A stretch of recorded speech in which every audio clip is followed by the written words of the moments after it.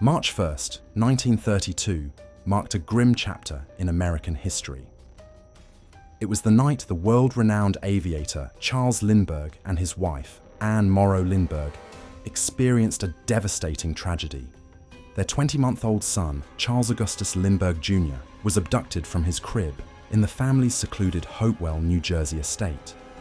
The brazen kidnapping not only shattered the Lindberghs' lives, but also gripped the nation, becoming a case so infamous that it earned the title the crime of the century. The events that unfolded in the aftermath, filled with ransom demands, mysterious figures, and tragic discoveries, would forever alter the handling of kidnapping cases and spark debates that persist to this day. At the time of the kidnapping, the Lindberghs were one of America's most celebrated families. Charles Lindbergh had achieved worldwide fame as the first person to complete a non-stop solo flight across the Atlantic, and his wife, Anne, was an accomplished author and aviator in her own right. Their son, nicknamed the Eaglet, was the symbol of their perfect, high-profile life. But that perfection shattered on March 1st, 1932.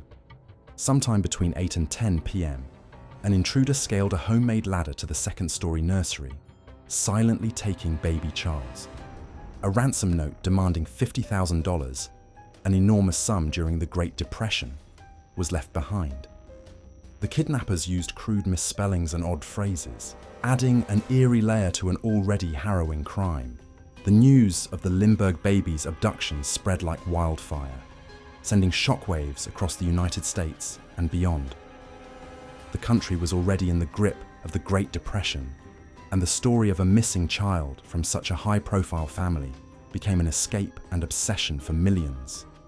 Media outlets churned out sensational headlines, and crowds gathered near the Lindbergh home, hoping for updates. Offers of assistance poured in from across the nation, with everyone from private investigators to concerned citizens desperate to help. Even notorious criminals, including mobster Al Capone, claimed they could assist in locating the child, offering their services in exchange for reduced sentences. But as the days stretched into weeks, frustration grew as the authorities seemed no closer to finding the baby or identifying the perpetrators. The ransom note left at the scene was just the beginning of a bizarre series of communications between the kidnappers and the Lindberghs. Over the course of several weeks, additional notes were delivered, each increasing the ransom demand, which eventually rose to $70,000. Charles Lindbergh, desperate to recover his son, enlisted the help of Dr. John Condon, a retired schoolteacher who acted as an intermediary. Condon placed newspaper ads to communicate with the kidnappers and eventually met a shadowy figure known only as Cemetery John in a Bronx cemetery.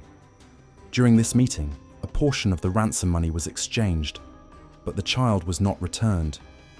The kidnappers claimed the baby was with caretakers, but provided no solid proof of his well-being.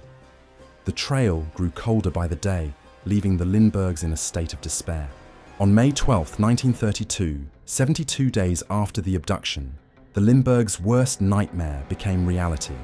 A truck driver pulled over to relieve himself in a wooded area near the Lindbergh estate and stumbled upon a small body. Authorities quickly identified it as Charles Lindbergh Jr. The child had suffered a fatal skull fracture, likely inflicted on the night of the kidnapping. The condition of the body suggested it had been hastily buried and left exposed to the elements.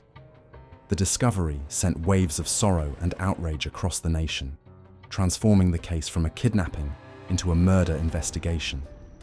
The public clamored for justice, while law enforcement intensified their efforts to bring the perpetrators to justice. 2 years later, in 1934, a breakthrough came when marked ransom bills began surfacing in New York City. Authorities traced the bills to Bruno Richard Hauptmann, a German immigrant living in the Bronx. A search of Hauptmann's home uncovered $14,000 of the ransom money hidden in his garage. Investigators also linked him to the crime through handwriting analysis of the ransom notes and evidence tying him to the ladder used during the abduction. Hauptmann, who had a criminal history, maintained his innocence, claiming he had found the money in a box left by a deceased friend. Despite his protests, he was arrested and charged with kidnapping and murder, The trial of Bruno Hauptmann in 1935 was one of the most sensationalized events in American legal history.